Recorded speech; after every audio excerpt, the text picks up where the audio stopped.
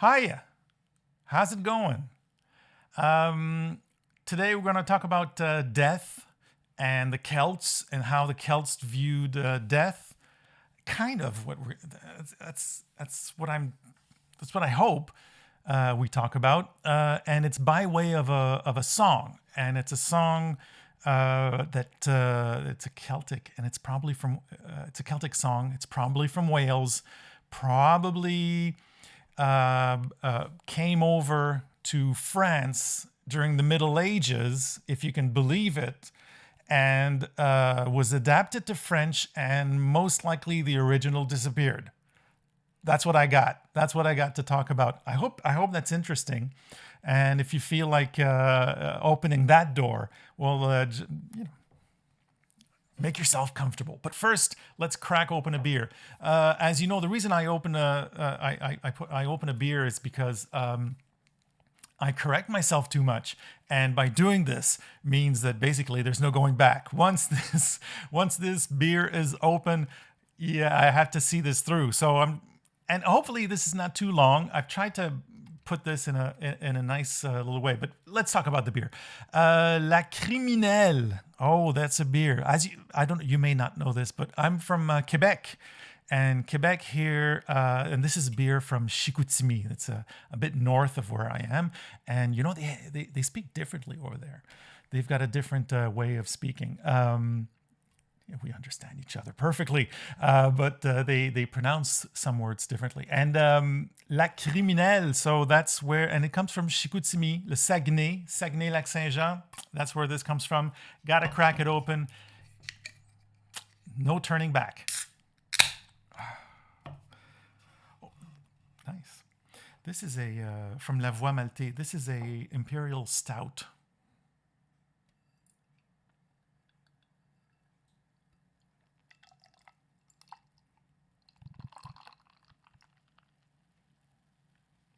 I'm getting better at my pouring.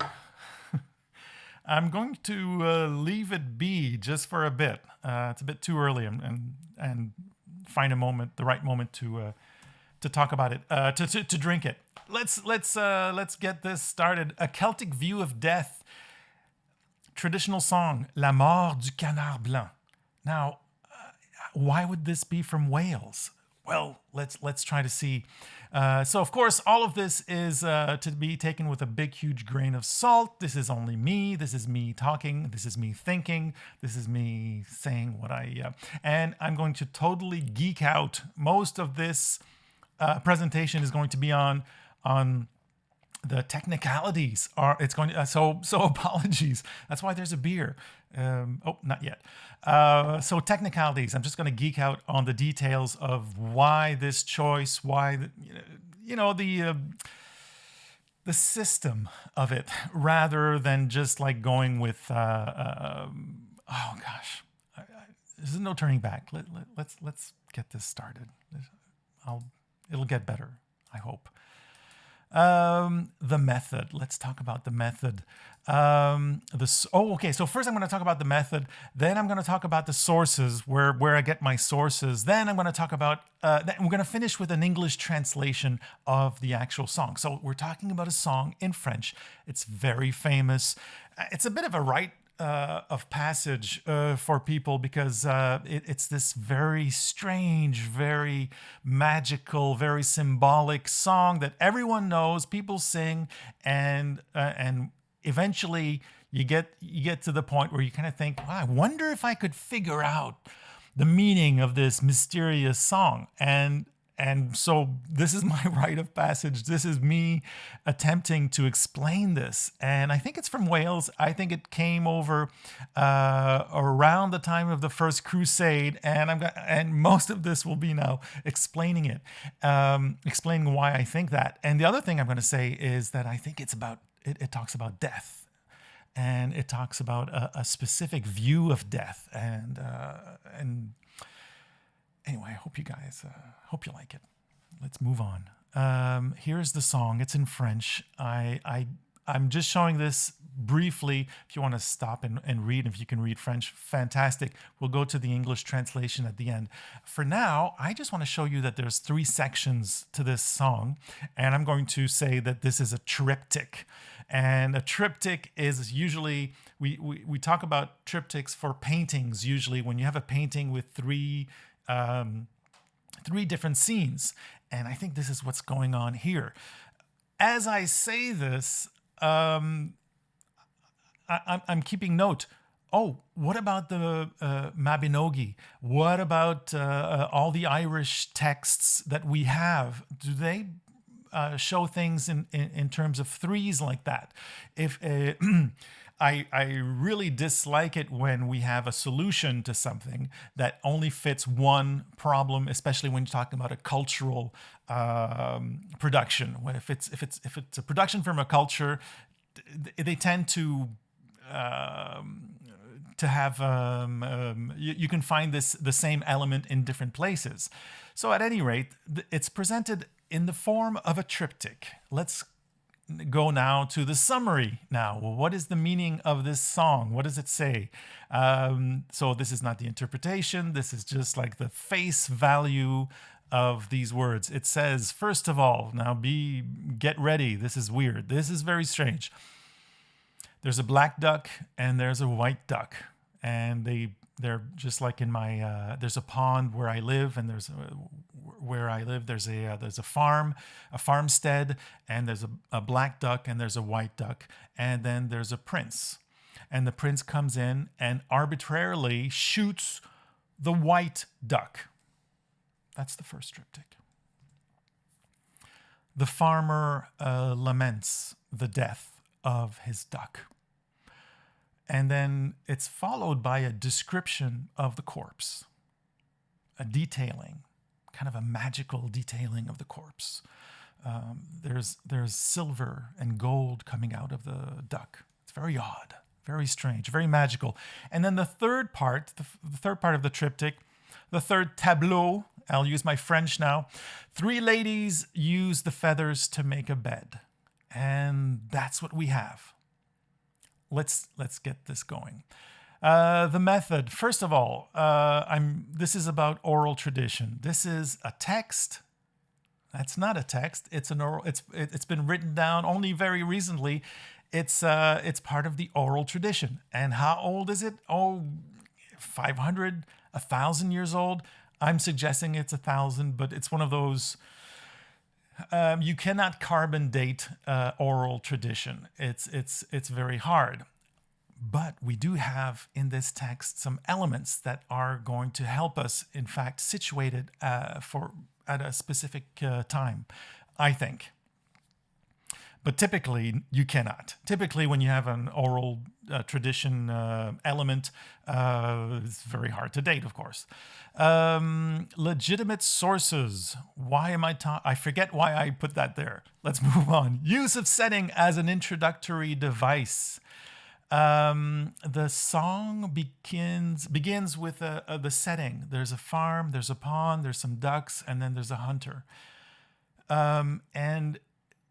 And that looks to me like an introductory device, a literary device. Use of devices and tropes. Right, so I have to explain this. I just talked about the first device. So there's the oral tradition, but there's also literary devices that are used in the oral tradition.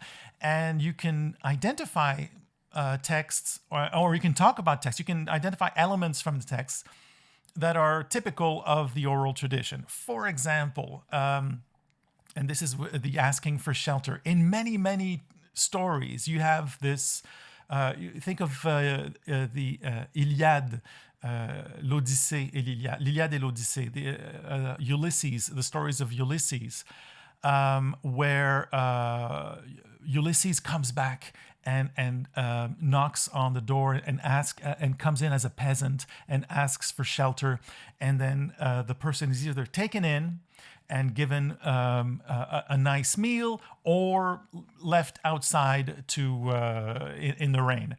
You find this in the Bible as well, in the story of the Nativity story, where Joseph and Mary are knocking on doors.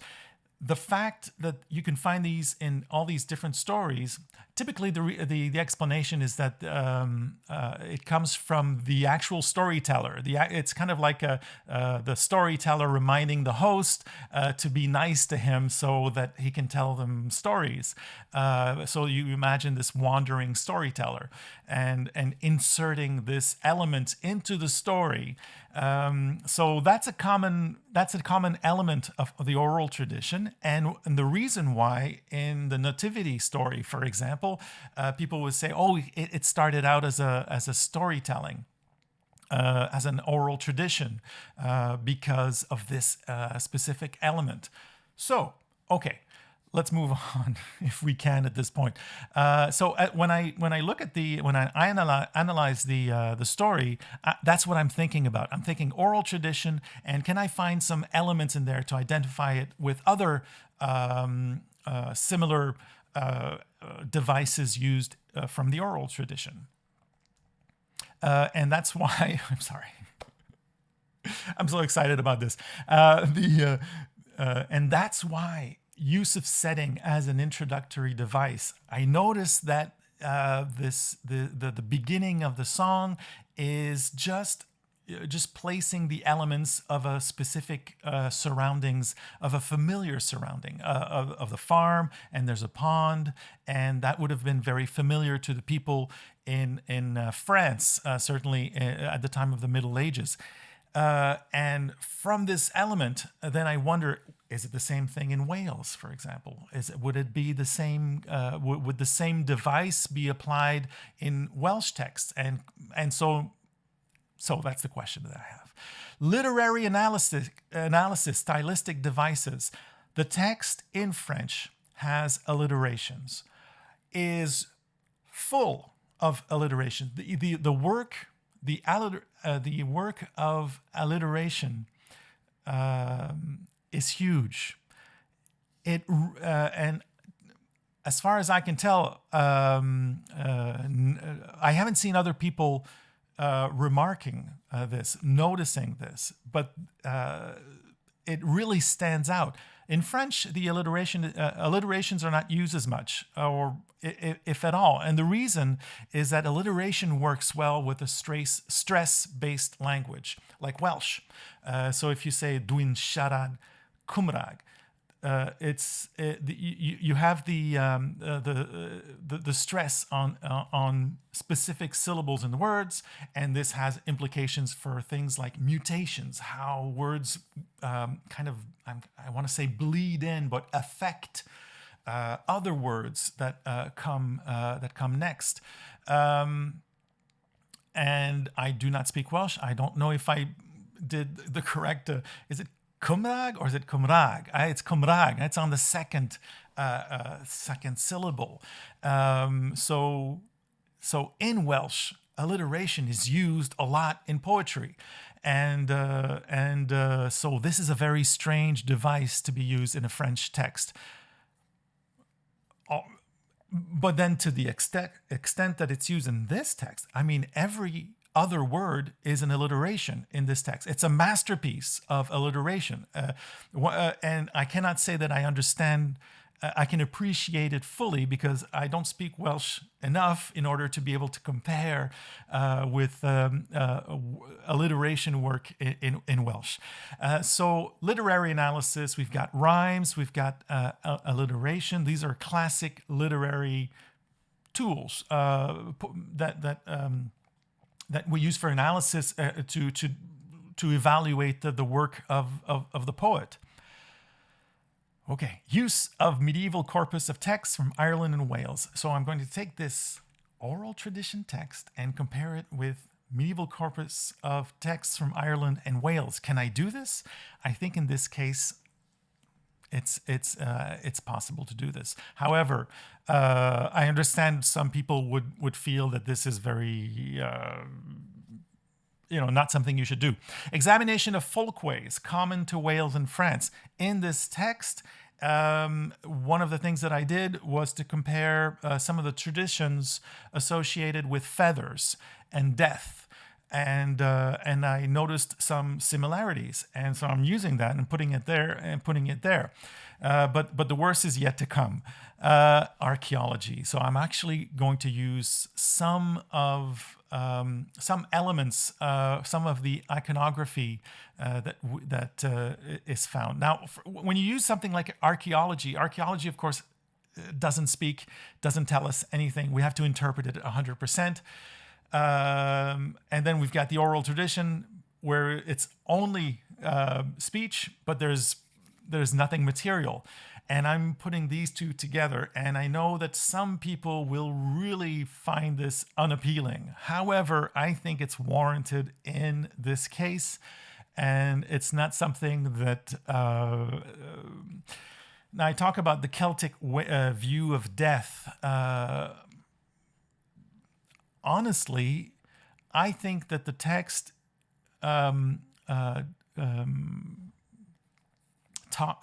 refers to elements that we can find in the archaeological record. But in both of these cases, the question, is it Celtic? It would remain a question.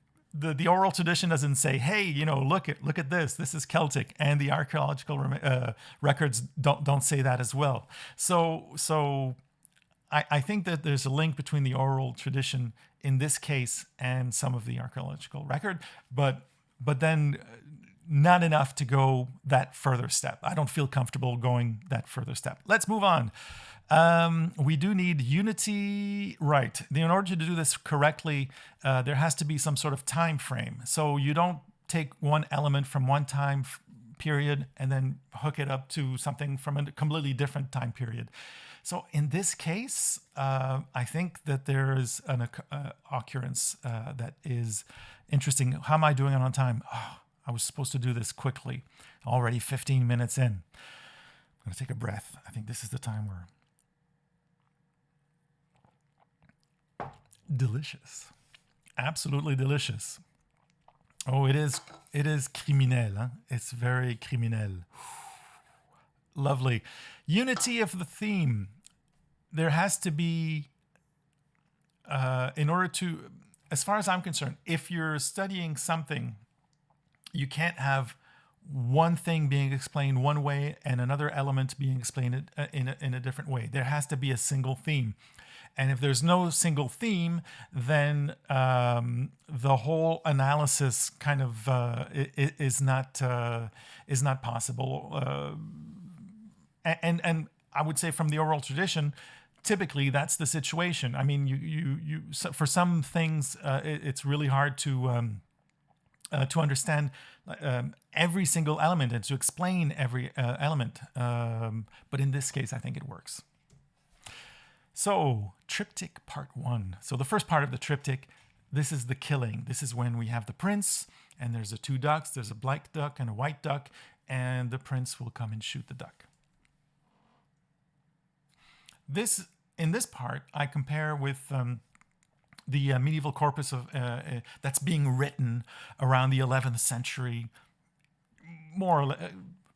I'm giving myself a couple hundred years leeway there, but around the 11th century, you've got some Irish tales that are being adapted and written in Ireland and in Wales being written. So that's the time period. I think this is when it happened. Just to be clear, we're talking about oral traditions that are being adapted to written form, but adapted. So I don't think that it's verbatim. I don't think these oral traditions are being set to paper verbatim. And that also means that, and also most likely there are many versions and specific versions are being chosen. And this is happening in places like the Florida Abbey. This is happening in places like London, and it's happening in France as well. So from this original big corpus, elements are being picked out and being written. So I think that's the scenario that makes most sense for the 12th century. Folk tale typecasting the Celtic duck. So what do I mean by this? My experience with folk tales. There's the Quebec tradition of folk tales, essentially French folk tales, so European French folk tales, and also the Native American folk tales. Now, when you have an animal that has a specific personality in one tale, it's going to be the same animal for all tales. You don't have situations like, let's talk about the wolf, for example. You cannot have a folk tale where you have the wolf not being, not so smart, and the wolf is in the traditional European tales talks. Is trying to eat people, little girls especially, or maybe little pigs, and it's not too smart. You can be tricked relatively easily. It usually dies at the end. Now, if you had a story, someone said, "Hey, I just found a European story, and it's about a wolf, and he sets out to farm some land, and he builds himself a house and invites people over, and they have a good time. End of story." That cannot be. The reason I say this is that we have in our French story reference to these two ducks. There's a black duck and a white duck. However, there are ducks in reference to ducks in Irish in the Irish written corpus, and they symbolize guérison. What is guérison? It's the healing. So there you have these ducks, and they heal people and so forth. This is not the case here. In this case, we have ducks that are being a duck that's killed. It's not the same story. It's not the same duck. It's not the same. This is not a duck. So in this case, even though, yes, we refer to a duck in the story, it is not the Celtic duck. So this means what? It means, number one, either this text has been adapted, corrected, modified, or it's a text from a completely different culture, and something like that. Literary devices. So alliteration, I think we've talked about that. So one word, so one out of every two words. So at 50%, it's a huge number. Every other word has a play of alliteration with another word. So very strong. The initial setting. So in our case, for the French song, it's a farmstead. And I reckon that's what's most familiar to people in France at the time. However, we're going to compare this to a version which is from Wales, from the Mabinogi, and there the setting is a valley, and in Ireland the setting is an island. List of characteristics. Again, we're still in the same first part. What are the characteristics that I notice? And I just list them so that I can easily compare. And so we're talking about the method. What do we see? We have a binary world represented by color. We have a black duck and a white duck. And there's this opposition between the black and the white, and life and death, and because one is killed. And so that's the strong element in this story. Passing from one world to the other through principle of randomness. So what we have here is a strange, in the French text, it's worded very strangely. The prince aims at the black duck, but shoots the white. And this is very odd. So let's just notice that and continue. Lamenting death, and opposed to randomness, swiftness. There's a lament. The farmer is going to lament the death of his duck. And then we've got this gun. and we're going to identify it. Most likely it's not a gun, or originally it was not a gun. It was something a bit more strange, something like a fire stick. And if we use the alliteration, the word bâton or the word baguette would be a very, very good fit instead of fusil. If you replace it with something like bâton or baguette, the fit would be very good in the text. And baguette, of course, translates to wand. So we've got a prince who takes a fire stick and randomly kills a duck. And that's kind of what we have in this first part of the triptych. Second part, it's a detailing of a corpse. I have never found another similar description. I'm looking now, though. Maybe I haven't looked enough, and certainly now that I'm aware of this. So it's a corpse. It's a duck, and the duck has just been killed, and we're detailing the different parts of the body. Very strange. Folktale typecasting is not possible. Because you can't typecast this. There's no other examples of this. Literary devices being used, as far as I can see, silver, gold, and diamonds in apposition to what is implied, blood, actually stated for blood, but guts and fluids, bodily fluids coming out of the body through this, because from death, from the results of dying. But instead of talking about these gruesome elements, they're referred to as gold and diamonds and silver. It's very strange, very, very strange. So detailing, why are we detailing?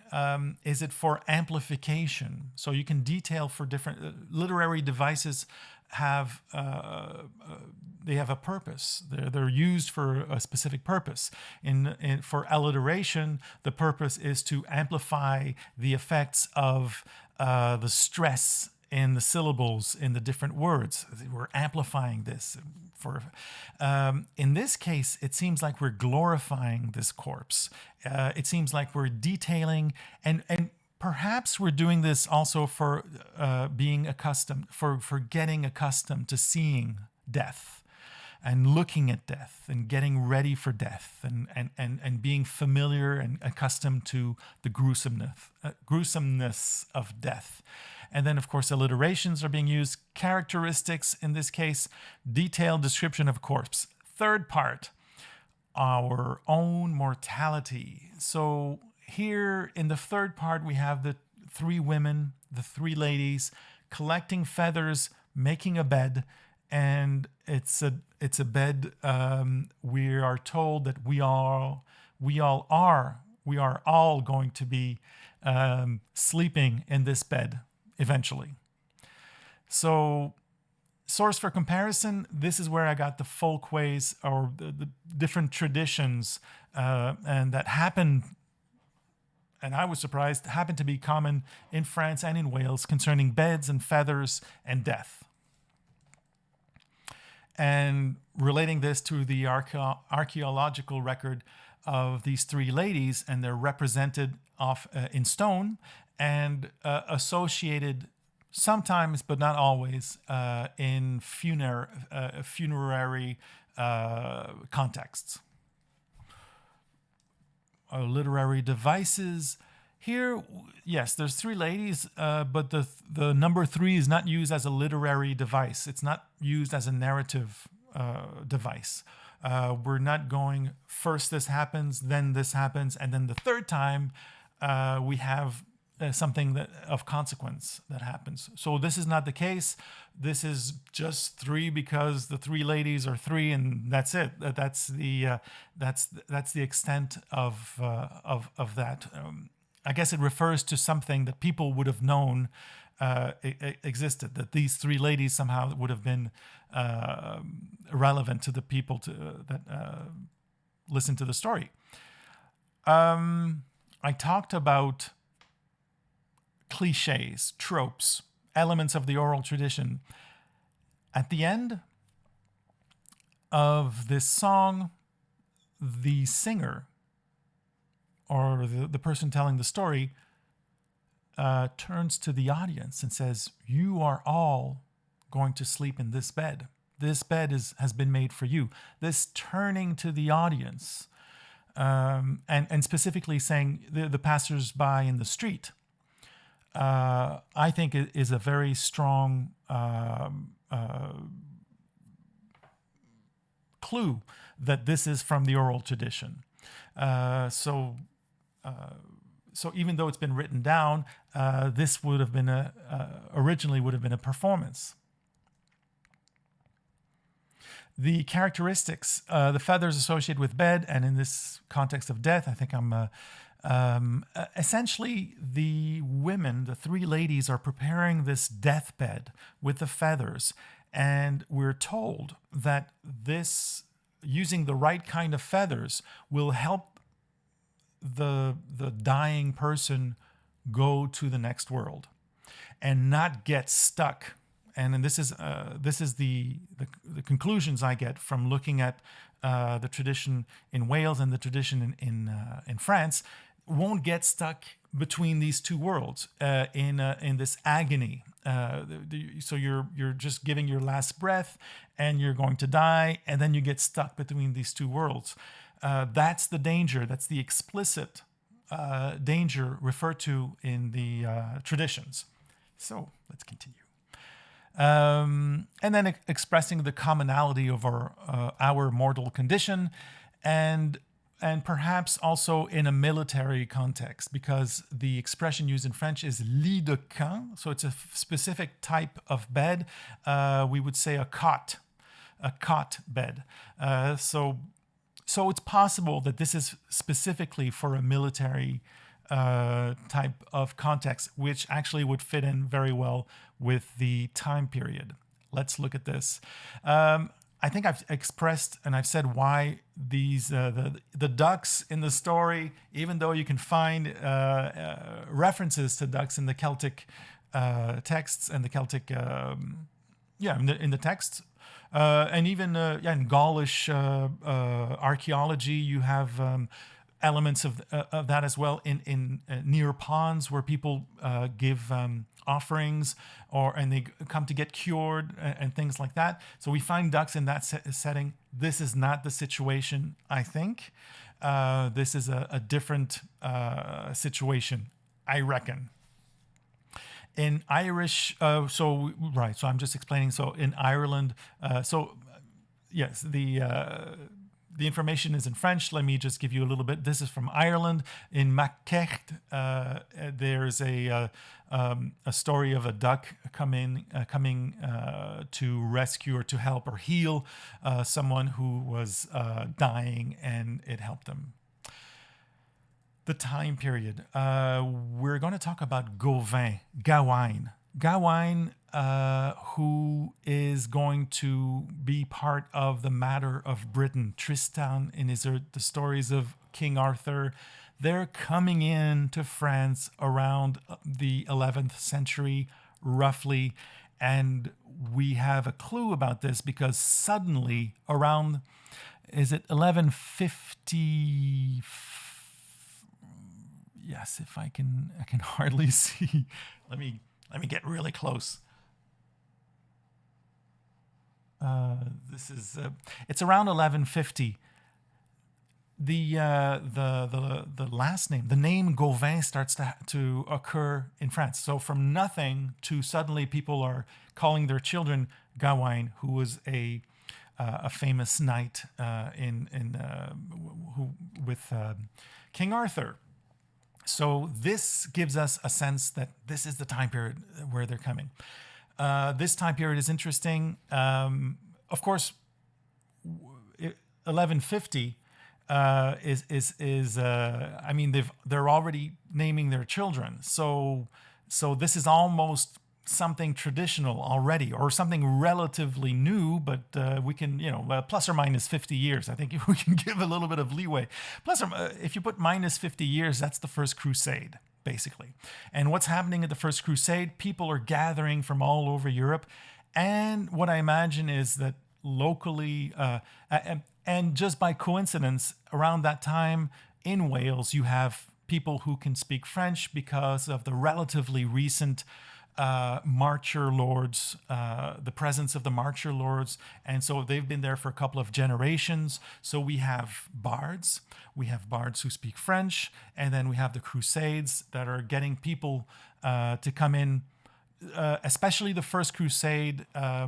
So the different Crusades have different characteristics. The First Crusade is interesting because it's a little bit like it's a little bit like Woodstock, if I can give a quick description. So it's just people very spontaneously coming in. There are other reasons why this is possible from Wales to France. The marcher lords sometimes have land both in France and in Wales. The marcher lords are starting to speak Welsh, are becoming very they identify with Welsh culture because they're marrying into the different families. So even though they're colonial, even though they're oppressive, they are still being assimilated, whether they realize it or not. And another element of that time period is the wine trade. And the wine trade is in Poitou. And Poitou is selling wine, and specifically the Cistercian monks are selling wine to Great Britain through Wales, and we know this because of the beautiful pottery that's being found. And one of them is in Cardiff, in the Museum of Wales in Cardiff. And next time I go, I absolutely have to go and see that. So that's that.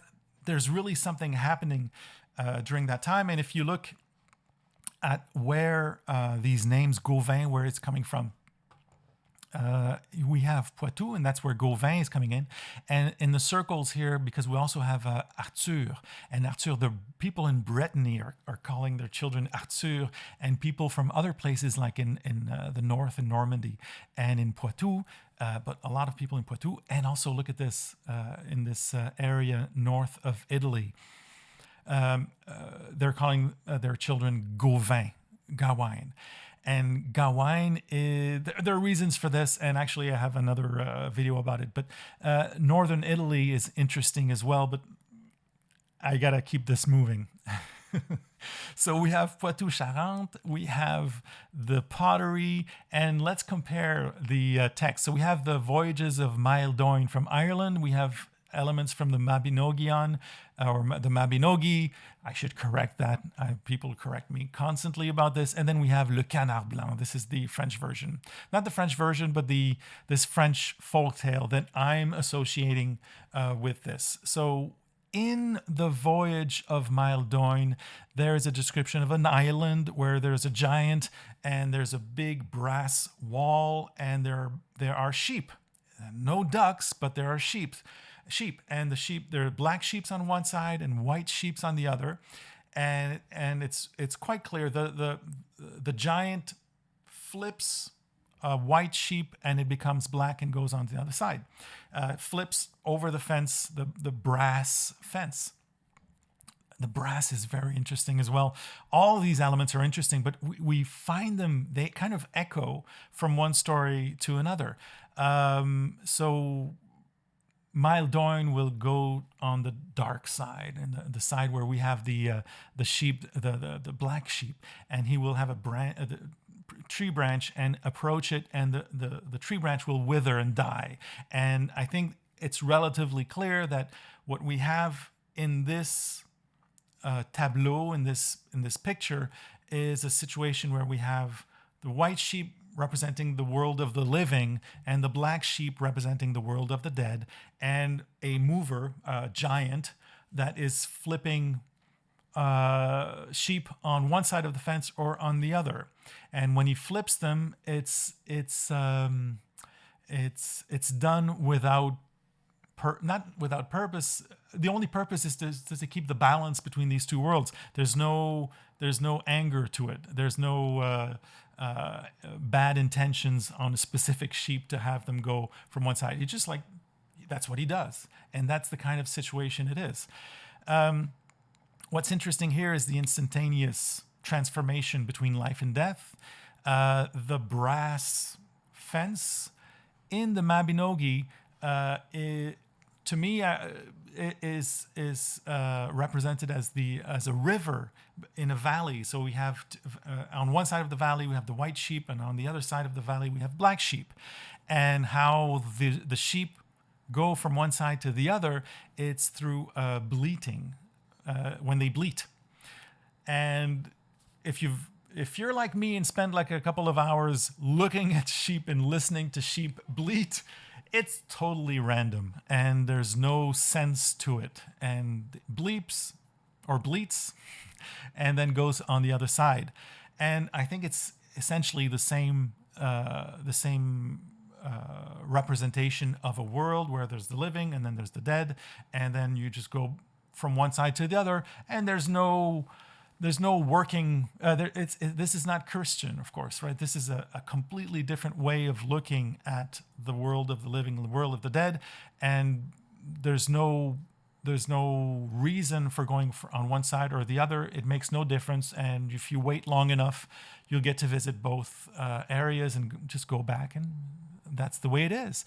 In the story of Le Canard Blanc, we have this white duck that is killed, and though he was aiming for the black duck, he kills the white one. And I think that's the idea of randomness that's again in this that's in the text. We have the black and the white again with the idea of death, the instantaneous aspect of it. But then there's other elements like the lament of the farmer and saying, "Oh, why is it so?" And so that's an interesting original element from the story, but would certainly fit in the other parts as well. Let's continue. Questions now that I have concerning this sheep chronology. Let me say what I mean by that. Sheep's the raising of sheep in Wales, it was not always as prevalent as it started to be around the 12th century. Or was it? Is talking about sheep in Wales the cultural equivalent of talking about ducks in France? That's the kind of thing that I'm wondering about, and I would so something to look at.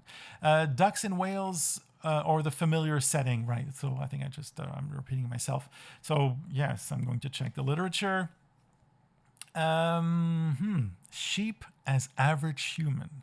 So I said, I identified. I said, like in the island where we have in the Irish tale where we have the brass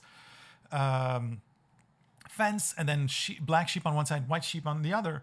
Is that so? Sheep represents just the average human. Is that the idea? And can we find other examples of this? Of course, the case is weakened a lot if there's only one situation where sheep are associated or as associated as the common human, and same thing with the use of ducks for the French version. On the other hand, though, for the French version, what I'm saying is that this is an adaptation from a Welsh bard, so an adaptation in French, written very, very well in French, using things like alliteration that is much more of a Welsh thing. But I mean, to apply this to French, I mean, this is, it's just fantastic. I think that's what's going on. So we don't necessarily need to find ducks as representative of the human or human condition in other tales. The idea of randomness, right? In the Irish text, in the Welsh text, especially the Welsh text, randomness of the sheep and the way and when they bleat. That's really, really interesting. And then in the French text, we have the aiming for one and shooting the other. Randomness is interesting because talking about death, so in the French version it's a gun, and the prince has a gun. Who is this? So if we take out the chronology for a moment and just explore Celtic and gods. Which god would fit the best with this? And I think it's Taranis, the god of thunder, And Taranis, associated with him, would be this idea of randomness. And so I'm just pushing the envelope, but yes, pushing it.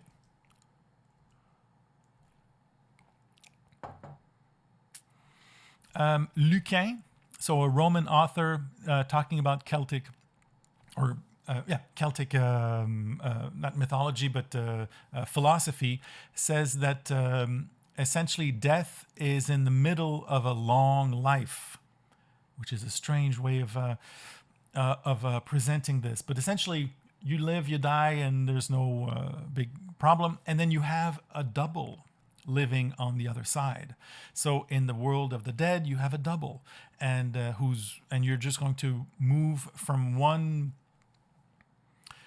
body to the next. And I think it's really interesting because I really kind of feel that within the framework of this song and the two other examples, I think there seems to be some truth. It seems to hark or echo this description. So let's talk about Taranis for just a little bit because I'm really pushing the envelope, but I am going to push it. The wheel.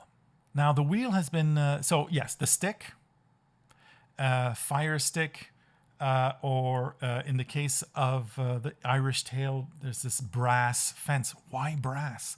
And then you have the river, but the river maybe with the light and the sun maybe could have a very sparkly kind of feeling to it. In French, we have a fusil, so it's a gun. But before that, that would have been really interesting to know what they used before that, because it would have been a stick. And so I guess how do you kill a duck at a distance with a stick? You don't poke it. It doesn't work. Well, maybe you do. Maybe it's just he was poking it. Anyway, that's a fantastic question. I'm going to say that it's a fire stick. And, I'm going to say, let's propose it's a fire stick. And look at this stick here and look at this wheel. Now, the wheel is often associated with the sun. And the reason for that is because Thor is the Viking god Thor, and Taranis. So in terms of of linguistically, comparative linguistics, and the two names are associated.